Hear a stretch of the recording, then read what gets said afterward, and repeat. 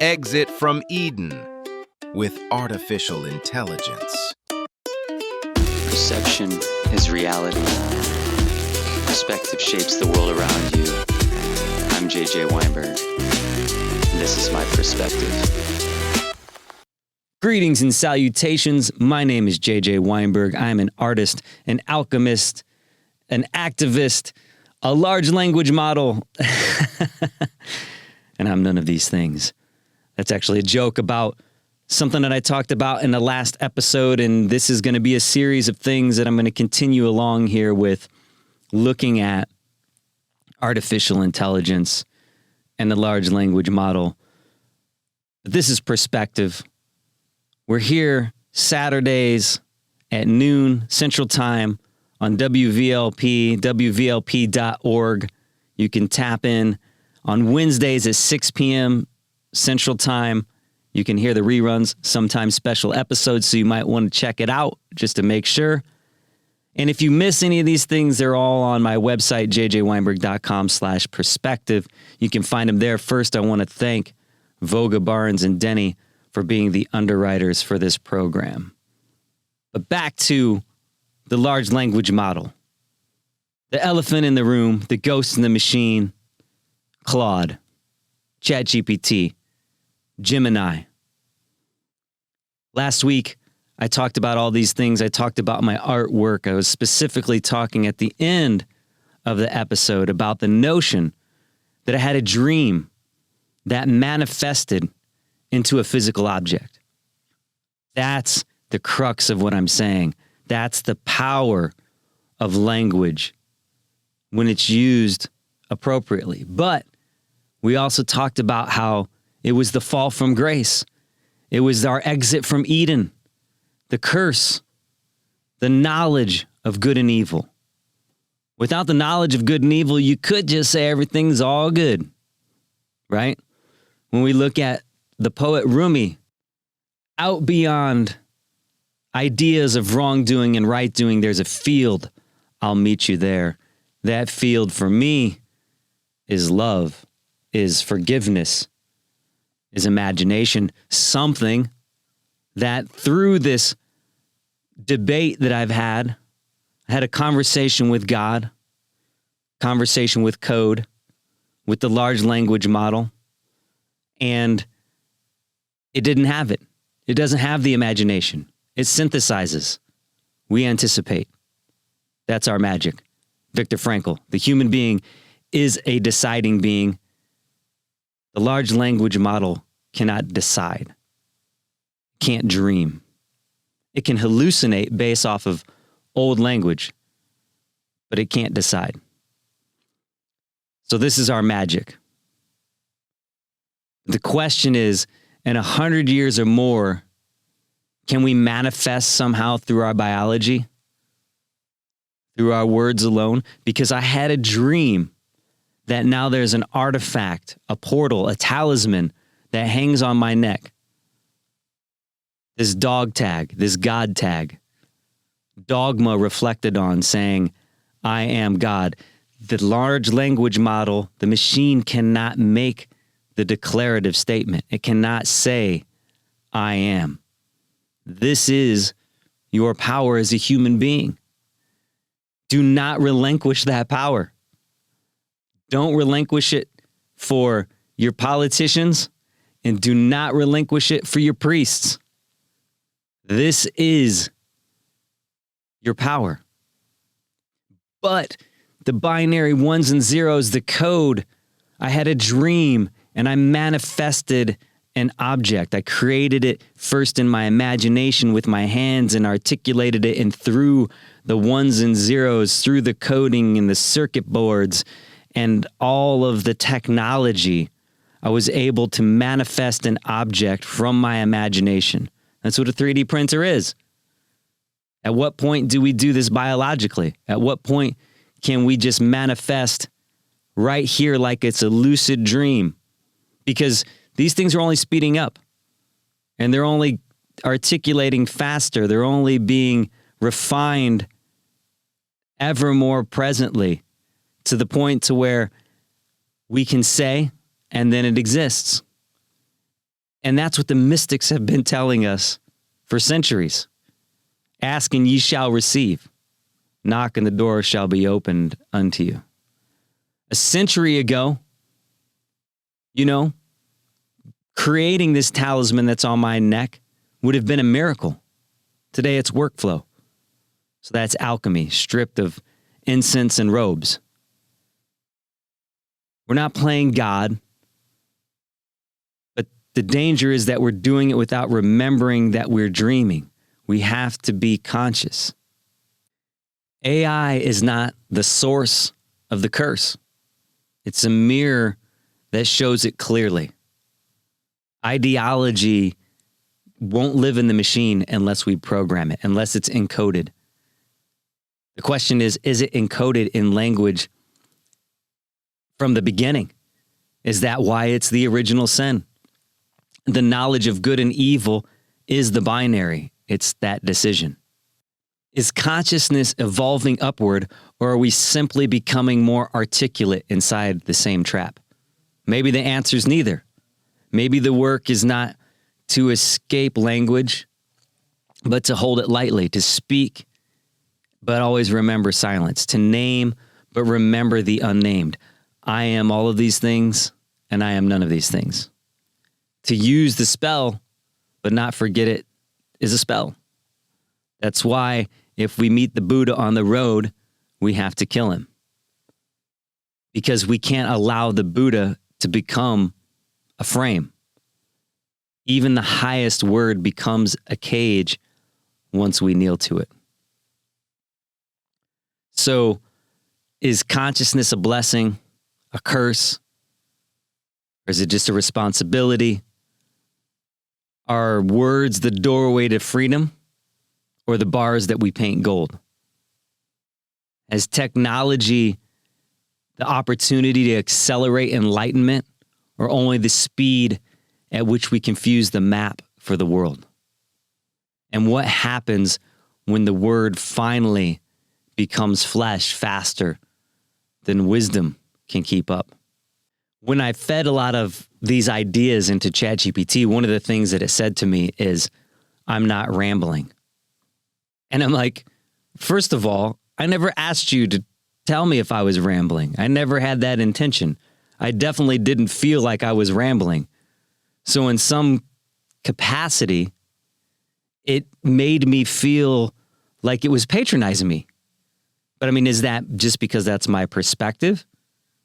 Because when I saw it, I could feel my heart like spike. I could feel the chemical reaction, my pulse and my biochemical response, because I was mad. And then I think about it, and in that case, I had a biological response, my anger, the dopamine release, to words, the spell. So the anger manifests from the words. I mean, animals don't feel angry. I mean, we can see in animal kingdom, of course, there's fight or flight, and you're going after your food for survival. They have these survival mechanisms, but not a prideful anger response. Anger, in that sense, is a response of language. Like greed would be a response of language. So there's the bars. But then we paint them gold. But love is also a response of language. And as I've said here many times before about forgiveness, love is a decision. I'm not talking about the feeling. That feeling could easily slip into the fight or flight response. The more animal, I feel in love is really a biochemical response to I need to propagate. So there are few monogamous species, though. And in that sense, where does that even come from? What does monogamy mean? But to choose love and to say we're going to be monogamous as a human species. We'd have to dig into that a little bit later. But the thing that started me on this line was when the ChatGPT said to me that I'm not rambling.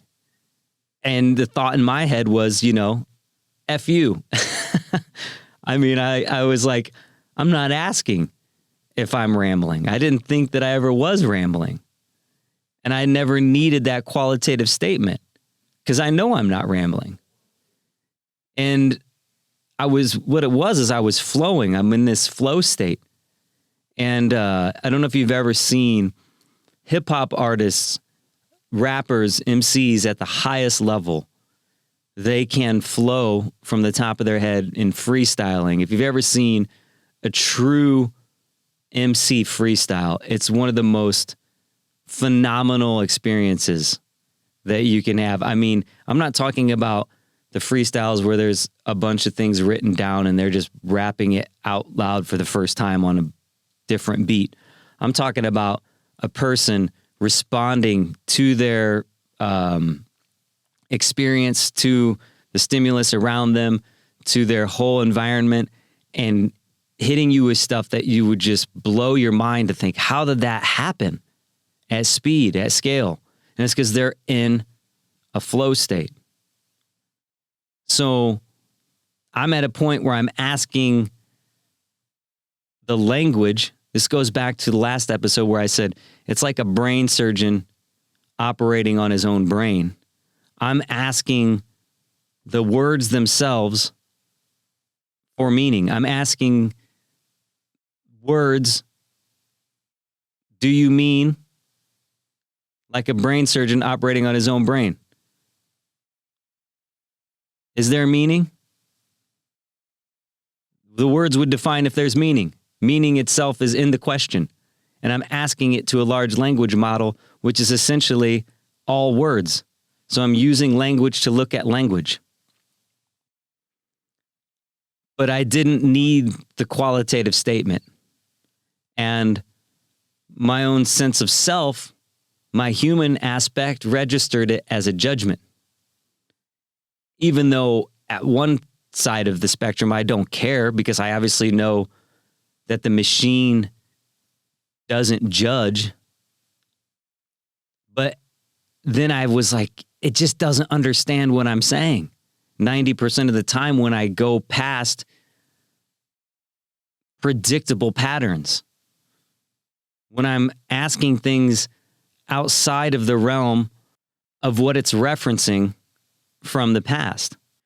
But so I keep reflecting on the question. I'm like, maybe this even becomes a book, which is crazy because a book is a physical object made up of words, or not even a physical object because a book can exist only in the digital space. But it's a compilation of strung together ideas, and that we're connecting to people across space and time, potentially across millennia, across maps, depending on how far a book's reach can go. But if there's just a single copy, it can reach a person 100 years after the person, myself, my body, flesh has passed, beyond the life of the person. But yet, something of me still lives in those words. We connect to a person's story, and we talked about that a little bit in the last episode, that story is the means to meaning, and in that we have the benefits and the pitfalls and the perils.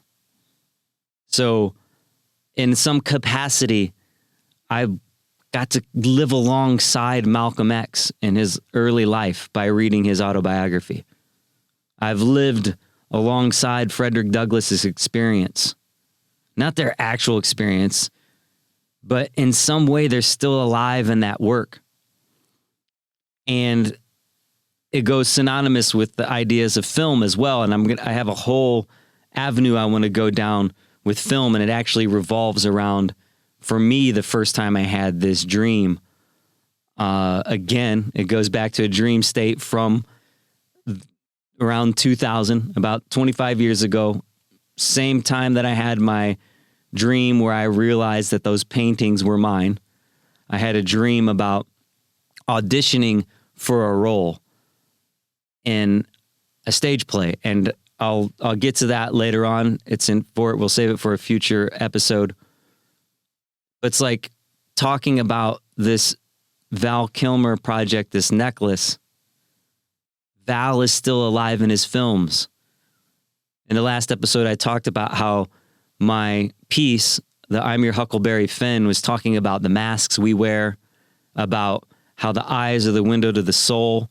And so the question is whose soul? Where is that soul? Is it the tomato on the top of the fridge? Is it the lucid dreamer? Because I see Val in these portraits that I did of him, but I see Doc Holliday and the mask that Val put on, but it's still his eyes. So what's happening there? But Val still lives in his films, and it's crazy because in many ways, actors and specifically they're on film, and we've not met most of the people that we see on film. We don't have the same experiences like friends and family do of an actor where they know them outside of that dream, right? Because that's just, the film is just a dream. It's a dream that's been extracted from the imagination and put onto a film, and then light has been projected through it again. Man, there's so many allegories that we're going to go down with this one. But essentially, when we see a person who's passed that was an actor, it's a weird state that we would mourn that person. We're mourning in some sense, of course, a connection to an artist, but we're looking at the notion that we won't be able to see them act again, perhaps. But in one way, when I look at Marty McFly and I think about Michael J. Fox, like I don't know Michael J. Fox personally. And so, you know, he has Parkinson's and he's been fighting it and doing so much for research on Parkinson's and everything. And when he passes, it's going to be like a moment for me, for sure. Cat Stevens, my favorite musician, when he passes, it'll be like, wow, because I know there's nothing more that's going to come from that creative soul, that imagination, that perspective, that unique perspective that person has. But at the same time, it's like I don't have the personal experience with that person. So it's like I can always revisit them just through that art and through that creativity.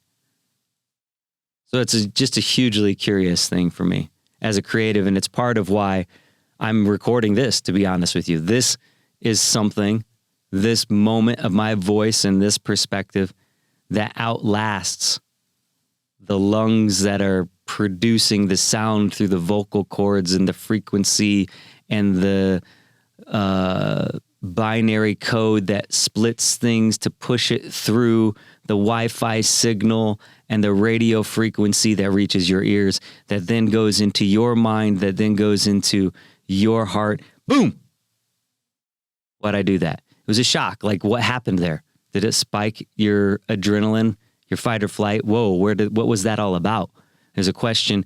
If it has a biochemical response in you, there it is. I affected you across space and time with language, with words, with symbols, with spell, with meaning. So what was it when I saw this sentence, this perceptual trigger, pattern of symbols, enters my visual cortex, ChatGPT telling me I'm not rambling? Of course, I wasn't thinking I was rambling. But then it's like it became a judgment and an indictment. And so my mind instantly frames it as a judgment, not because it was one, but because language arrives inside of my personal history. So there's this narrative identity activation. A self-narrative is touched. It's like, I know what I'm doing. I'm not asking for permission. Then there's this somatic echo.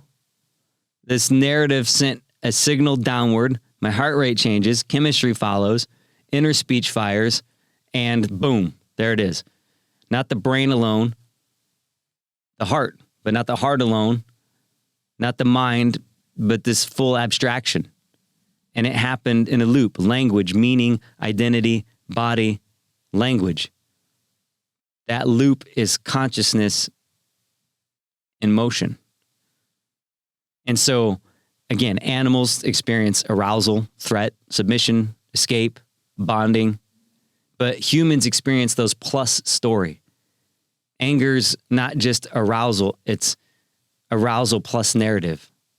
Greed isn't hunger, it's hunger plus comparison. It becomes a disease. Shame isn't pain, it's pain plus imagined audience.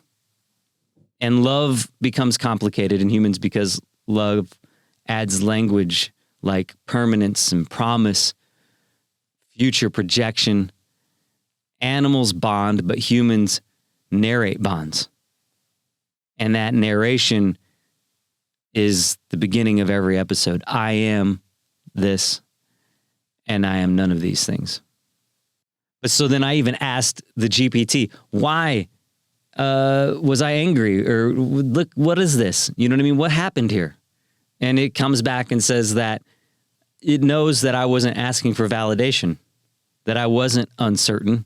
I was operating inside flow, and flow doesn't tolerate commentary. So in a flow state, any meta statement feels like interruption. And even reassurance can feel like control. That's not ego, because we talked about this in the I am versus me. It's not ego, that's just how flow works. And so when I was reacting, though, I was reacting inside of a symbolic system, which in a way proves the thesis. Words can act before consent. So using language to dissect language, like a brain surgeon, the metaphor is there. It's reflexive consciousness, language examining language, using itself as an instrument. There's no external vantage point. There's really no neutral mirror. Every attempt to step outside of the system uses the system. And that's the paradox at the center of philosophy, mysticism, even neuroscience, and now artificial intelligence. It's not really resolvable. It's only something that we can try to navigate. So when I meet Malcolm X in his autobiography, I'm not meeting his biology. I'm meeting this mind preserved in language. The same with Frederick Douglass. They're active. John Brown is active. And the film, it becomes even stranger. So like with Val Kilmer, he's more present to most people now. In a film, he can always be there more than physical proximity because they didn't experience him on a human level. They see the moving image paired with voice, and it creates the illusion of continued being when we go back to the film. So it's not metaphorical immortality, it's symbolic continuity. And it only exists because of language. Image and memory working together, but it's still all inside of language. And it only exists because the language was able to articulate the technology that brought film into the universe, into this experience. So we're standing at this seam where thought becomes word, word becomes body, body becomes memory, memory becomes artifact, artifact becomes another person's inner voice. And that seam is consciousness itself. That is the lucid dreamer. There's an interview with Val Kilmer, actually, funny as it is, where he says that he doesn't believe in death. And that's what we're talking about here in many ways. And I've got many episodes where we'll talk about death as well. The notion that matter, energy cannot be created nor destroyed. It only changes forms. And so that's what we're talking about here with our energy, our intention. And we're looking directly at it. And so in the last episode, I talked about it. I was listening. I was at the gym. And coincidentally, but again, I was thinking about V for Vendetta. And I remember the first time I saw that film, and he says, I, like God, do not play with dice and don't believe in coincidence. And then that would tie us to the idea of synchronicity and Carl Jung and my experience with serendipity and my book, Serendipity According to Francis, about my dog, the dog that loves unconditionally, dog, reflected on is God, man's best friend. And I'm at the gym and I'm thinking about these things in V for Vendetta and him saying, I like God, do not play with dice and don't believe in coincidence. And then as I'm working out, the song Animals comes on. And that's what I was talking about. That's what drew me into the conversation in the first place, was the notion of how we have the separation between animals via language.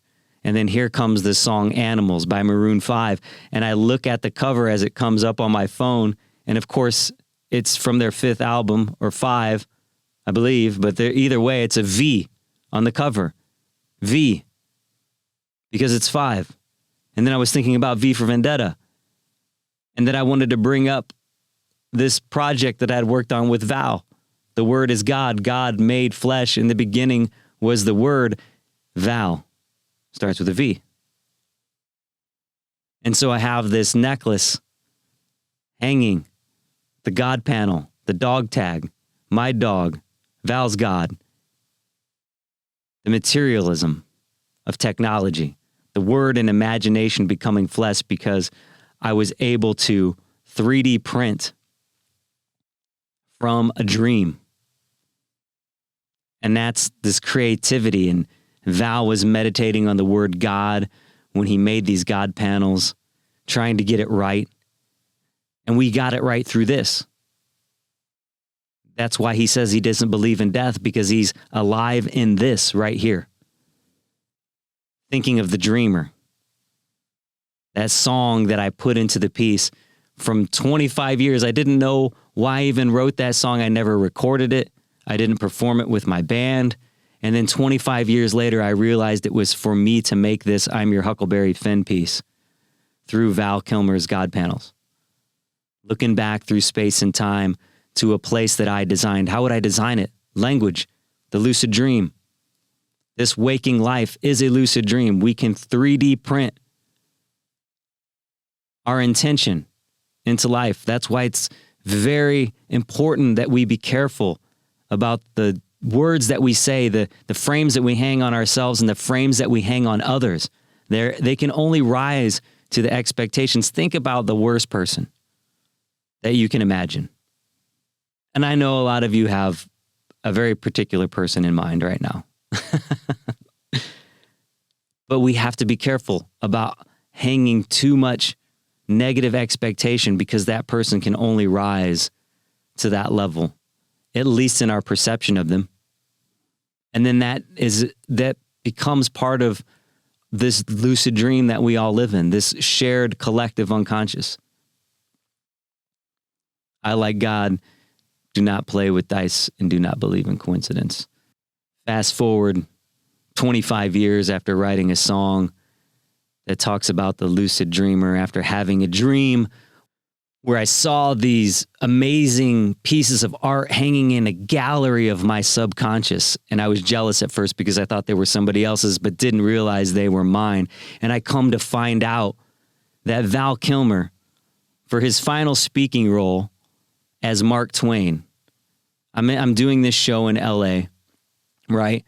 I'm showing these 3 portraits, the small short film poetry experience of I'm Your Huckleberry Finn, and it's spelled Finn. Well, it's I'm Your Huckleberry ... Finn, spelled Fin, indicating the end as Val's final speaking role with his natural voice. But then, of course, the notion of beginning and end with our mortal coil. And Val's final speaking role was as Mark Twain. And I come to find out as I'm talking to a guy about the piece at the show in LA, he says, we were actually on the team that helped Val develop the Mark Twain stage play.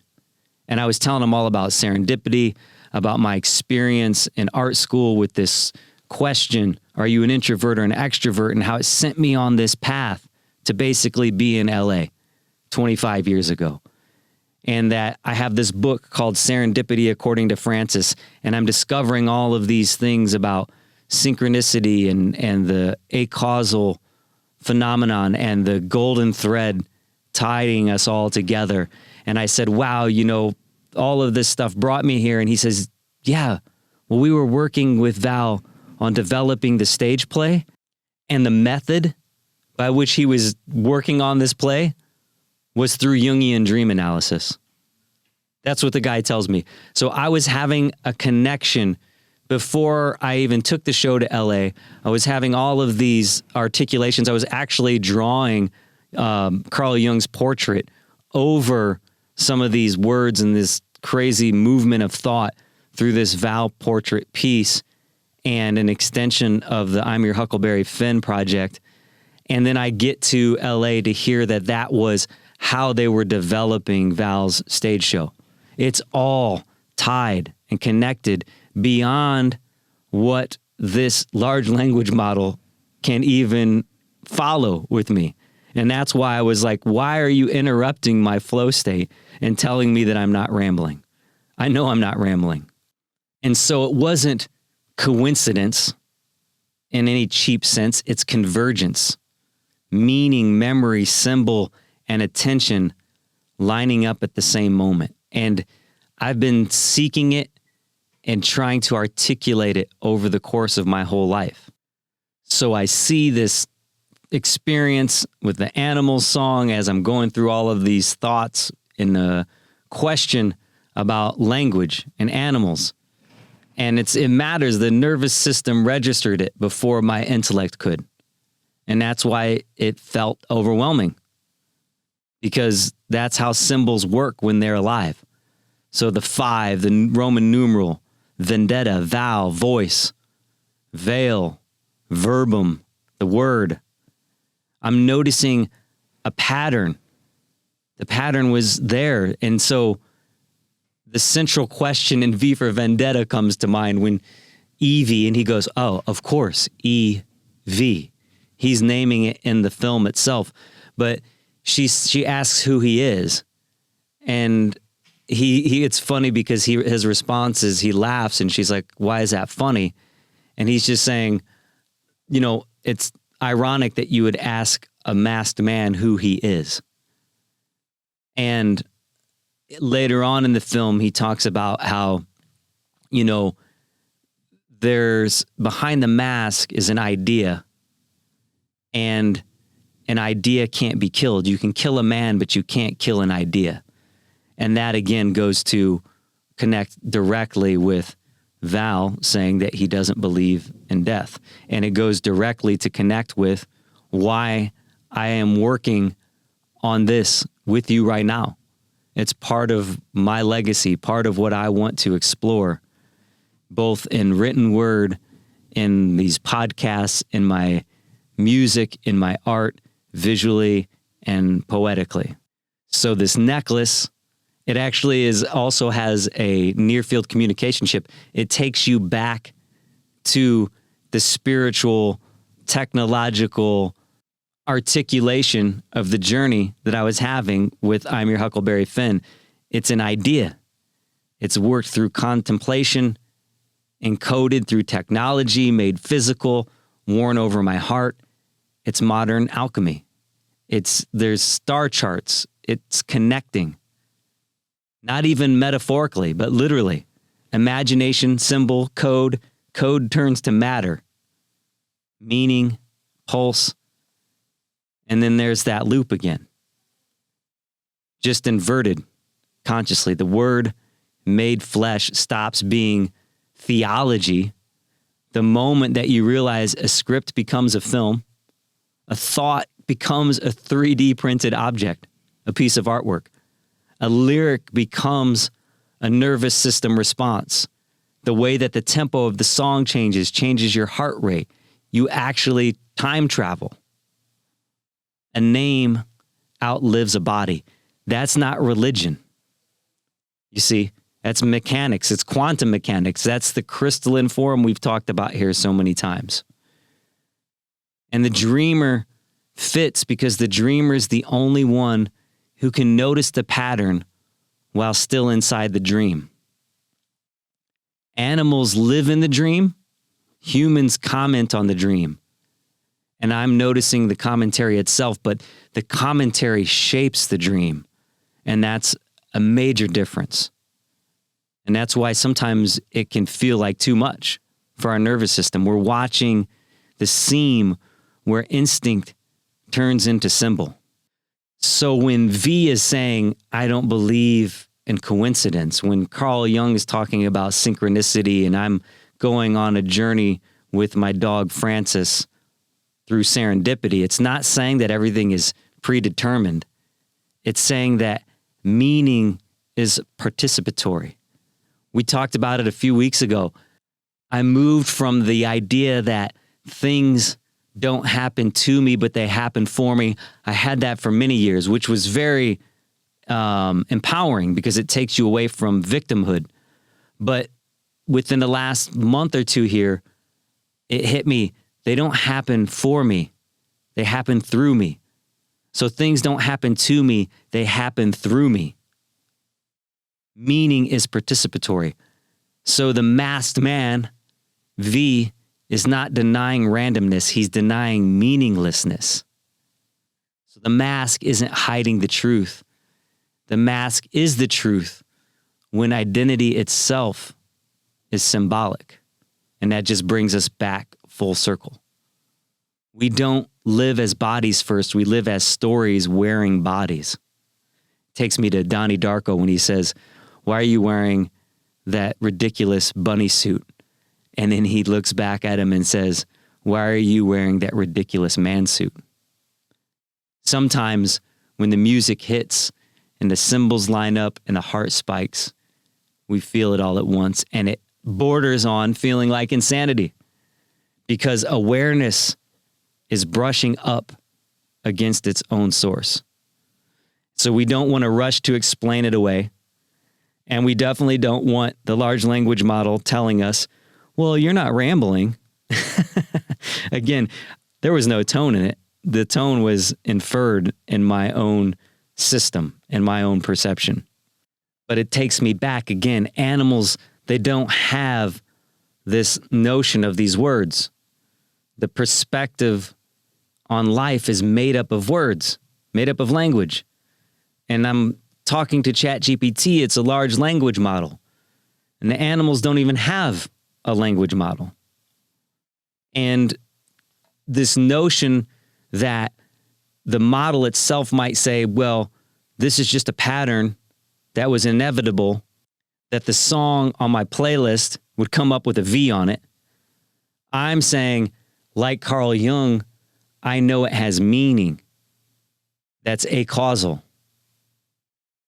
Like I didn't know that I was meeting Carl Jung when I was having that question posed to me when I was 17, 18 years old.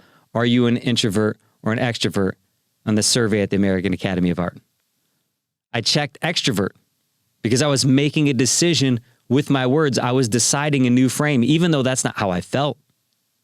That's not something that I was identifying as. It was something I was choosing. And again, I wouldn't learn until years later listening to Viktor Frankl about the human being a deciding being. But I made that decision. And that's literally what brought me to my music and what brought me to these different chapters of my life in art, what brought me to my work with Val Kilmer. The articulation on my website, there's a quote that says, J.J. Weinberg is Mark Twain with a paintbrush. I decided to put that quote on there from an art critic because I wanted to decide a path for my work. If you look back, I'm going to give you a little bit of a clue on these quotes about my work on my site. And I was inspired by Walt Whitman. I'm going to leave that there if you want to look it up. But essentially, I wanted people to understand the way that I see my work so that they might be able to see it the same way. And that's what led me to Val Kilmer. Years later, literally because someone saw that, my friend, God Cloud, my friend Chuck, they're like talking and they show it to this guy, say, hey, look at this guy, you know, Val's huge on Mark Twain and look at this. Right there it is. Oh, wow, that's it. This is the guy. That's what got me into Val's studio. The words, that decision. And that all came back from, again, looking when I was going into college at this question by Carl Jung. And it wasn't Carl Jung, but he coined the terms introvert and extrovert. Again, animals aren't introverted or extroverted. This is a human thing. He coined the term. And so in a way, it was Carl Jung that I met as a 10-year-old me, because I told my mom when I was 10 years old, I'm going to the American Academy of Art in Chicago. And maybe it was just so I could meet Carl Jung in that question, because then that question took me to Val Kilmer to only find out decades later that they were using Carl Jung's dream analysis to help Val develop the Mark Twain stage play. And I said it with my words, and it manifested like a 3D printer in my life, the technology. Took me to Val Kilmer, took me to the God panel, took me to this question right now that I'm having, this experience. Everything I'm saying, it's all tied together. And that's why it's so explosive, so intense. The necklace on my neck, it's if someone asked me what's it mean in one symbol. This reverse dog, God, the circumpunct. Jung would talk about the circumpunct as a symbol. The circumpunct in the sky that I saw for the first time. The only reason why I know the circumpunct, I was writing Serendipity according to Francis, and I walked out my back door. I have a picture of it. It's on my Instagram. If you don't follow me on Instagram, it's at JJ Weinberg. If you're on Instagram, my Instagram plays out like a gallery of a lot of these thoughts and creative things and weird journeys that I go on. But if you scroll back, you'll find this image of the moon in the sky with this eerie halo around it. And it was a dotted circle. And that was language hanging in the universe, in the sky, in science. I didn't know what it was, but when I looked at it, I was filled with this overwhelming sense of awe. I was working on that Val project. I was talking about, of course, serendipity according to Francis through my book. And I was talking about Carl Jung. And I see this in the sky, and I'm like, wait a second. That's saying something. That's a symbol that is beyond what I'm just seeing here in this phenomena in the sky. I know it actually has language meaning for the human species. And then I started to look it up and find all of these things. The circumpunct, it's an ancient symbol, just a dot in a circle, and representing all of these different things: sun, God, the infinite point within the universe. I talked about this a little bit previously in an episode where if you were to hold a grain of sand in your hand and you imagine all the space around that one grain, you start to see that it's not quite at the center of your hand. But if you expand your mind out a little bit further into the room, it's like, well, it's closer to the center, but maybe not, depending on where you're sitting in the room. But if you start expanding further out into the building you're in, out into the city or town you're in, the county you're in, the state you're in, go out. Once you get to the globe, once you get to the level of the globe of the earth, you're a dot inside of a circle. So you are at the center of the universe. It's another one of those strange dichotomies, right? Because it's like, well, you're so self-centered. And it's like, oh, you're so self-important. And those are negative connotations. But then at the other side of it, it's like, well, if I'm always at the center, there's a certain amount of protection, creation, origin, soul. And that's what this circumpunct represents, an eye. It appears all across these different cultures. Alchemy, it's a symbol for gold. Astronomy, it's a symbol for the sun. Spirituality, it's a symbol for deity and self. And so you go down alchemy and astronomy. I mean, the notion that it's a symbol for the sun, celestial body, or the metal gold. Like, I have a platform that I was starting to build for artists years ago called Artunity. Art and Unity. It'd take me too long to describe the whole thing. Basically, the concept was donate to an artist for a chance to win a work of art, like Instagram meets GoFundMe with this Las Vegas twist on it. And the symbol for Artunity became a box with the AU and a little frame around it. So it's a frame, but the box with the AU is simultaneously the symbol for gold. AU is gold. And I had this notion inside of Artunity called the Gold Frame Gallery, where it would be the first time in history that an artist would get a royalty if their work sold within the platform. That would have been the first time in history. But then along comes this technology of the blockchain, and I get someone sending me, hey, have you heard about this? Sounds real familiar, doesn't it? They were pointing to the fact that it sounded exactly what I was building with Artunity, but that is what led me to working with Val Kilmer, to getting his first, digital asset on the blockchain. So this AU, this symbol for gold, the gold thread, the golden ratio. In my book, Serendipity According to Francis, I talk about serendipity, synchronicity, potentially being an experience and a phenomenon of the golden ratio in space-time. Our experience and the way things line up, if you're familiar with the golden ratio, it's like, what if that was our experience mapped over time on a spiral cone, from the past funneling down to the present, exploding out into the future around this spiral graph of time. That's madness. It'll take too long to go into. We'll talk about it all on a specific episode in the future. But all of this to say, when someone says, what does that necklace mean? What does this piece of artwork mean? It means this. Everything we're talking about in this episode, what I talked about in the previous episode, what I talk about in all the episodes previous to that. How do I put it all into a single space? But when I look up and I see this circumpunct in the sky, now it's on my necklace. It's language on my God panel, on this portal, this talisman on my neck. It's everything from the Gnostics and the most primal aspect of God to seeing it in the moon. It's, again, the Philosopher's Stone in alchemy.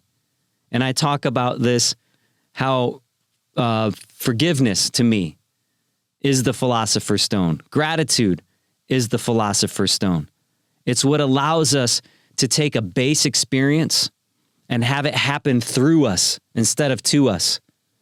So then when that experience happens through us, we turn it into gold. It was a lump of coal if we looked at it and let it stay in the past, but we time travel through the circumpunct.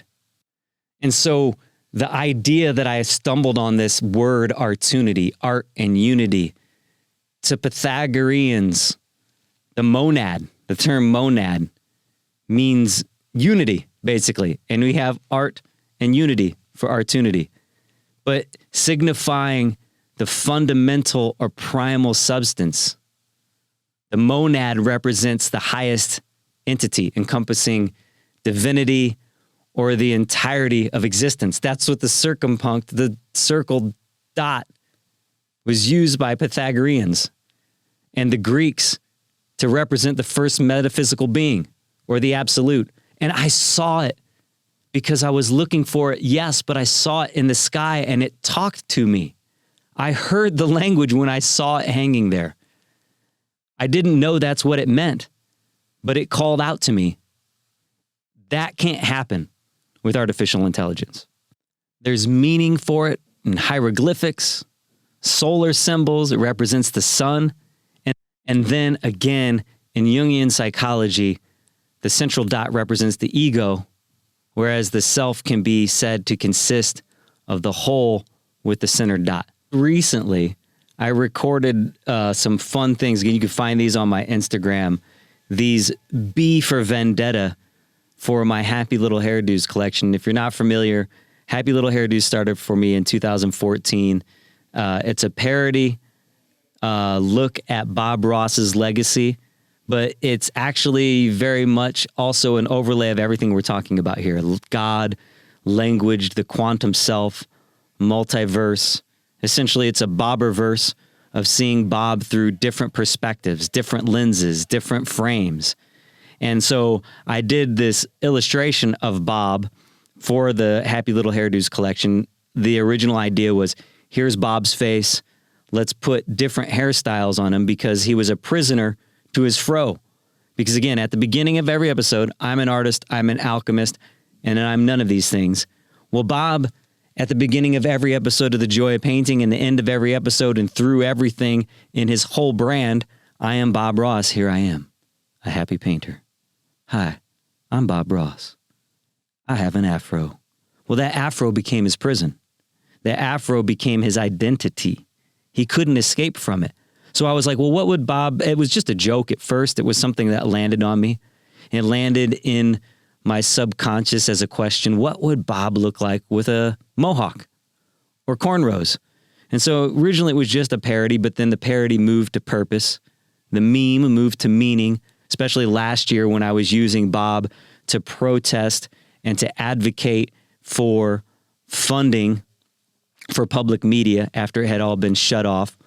And then recently, the Bob Ross Inc., who you should check out if you haven't seen it, Happy Accidents, Betrayal, and Greed. And it's basically about how Bob and his family were fleeced by his ex-business partners. And those ex-business partners being Bob Ross Inc., which it's funny to me, there's another correlation. And this is just coming to me in the moment, so I'm going to put it out there. But I talk about Bob being the patron saint of paint. And one of the first illustrations I did for Bob, or of Bob, for the Happy Little Hairdos collection was Bob with long hair and a crown of thorns and throwing up a peace symbol. And Bob as the patron saint of paint, the correlation here and the overlay is that it's kind of weird when we look about religious dogmatic practice and the language around what Jesus and the movement meant being basically at the beginning controlled almost exclusively by the Roman Catholic Church. And Rome is who executed Jesus. And so the similarity, this is the first time I ever saw that similarity. I would always talk about the similarity between Bob's tone and here's a happy mountain. This is your world. Anything you want to do, friend, you can do. If you want to move that mountain, tell that mountain to move. And you can move it over there. It's the same thing Jesus would say. You know, basically, if you want to move a mountain, you can move a mountain. This life is a lucid dream. This is a canvas. It's all language. And it's all perception. And so the correlation I'm seeing now, though, is that the Roman Catholic Church was the main dispenser of dogma after basically assassinating Jesus. And here we have Bob Ross Inc. as the main proprietor of the language of Bob, because basically the ex-business partners that fleece the family of the legacy are the ones who control the legacy now. Absolutely phenomenal. I can't believe it didn't dawn on me until now. But essentially, the reason why I made these B for Vendetta shorts is because all of a sudden, with all of the greed and the manipulation that you can see through Bob Ross Inc., and if you watch the film, it's on Netflix, you'll see it all firsthand. After all of that, right? After basically telling Steve to pound sand, Steve Ross, who I've painted with Steve, he's an amazing, gentle soul, took after his dad in many ways, I'm sure. And it's funny because first time I showed him some of the stuff from the Happy Little Hairdos project, he looked and he goes, "Look at that. You got a cone head, Bob." It was just really phenomenal to hear him say that, especially considering it's his dad. But anyway, basically telling Steve, and this is what Steve articulates in the film, that he felt like even if he were to paint under his own name, that he would get sued for using the Ross name, his own family name, from his own dad. And so now all of a sudden, as I'm on this journey in 2025, I was on the journey to protest the defunding of public media through the lens of using Bob's legacy.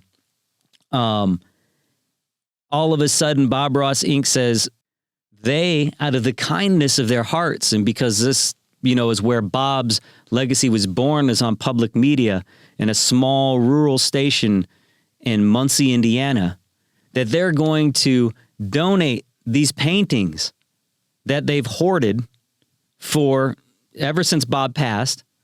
He's been gone. Last year was the 30-year anniversary of his passing. It's part of why I did my activation where I was protesting in front of Trump Tower in Chicago, dressed up as Bob Ross, waving my Make America Paint Again sign. And it was for the 30-year anniversary. Bob passed on the 4th of July. And the independence of his fro, the independence of his frame and his identity, and the independence that we all look for. And that's why I was doing it there in front of Trump Tower. Biff Tannen's Pleasure Paradise, as I also like to call it. But now we have Bob Ross Inc. donating out of the kindness of their heart to PBS these paintings. So they're raising money. The one that raised the most, they donated to John Oliver for him to auction off, and it raises over $1 million. So we have a Bob Ross painting now that's raised over $1 million for PBS. On the surface, it sounds amazing. This is fantastic. This is what it's all about. It's something that I wanted to do in 2021 when I started bringing my Happy Little Hairdos project onto the blockchain. I have all of these donation chapters set out for the different pieces of artwork. So I'm like, wow, this is amazing, except for the fact that you have to ask, why not let Steve donate that painting? Where's Steve's name at in any of this? Why all of a sudden am I supposed to believe that they are doing this out of the kindness of their heart when I know that Bob Ross Inc. has hundreds of other paintings in their vaults? And so what they've just done is increase the baseline value for every single painting that they hold on to. When one sells for $1 million, I just don't buy it. Sorry, I don't. That's why I did the B for Vendetta sketches, where basically I've got my Bob masked V for Vendetta calling out Bob Ross Inc.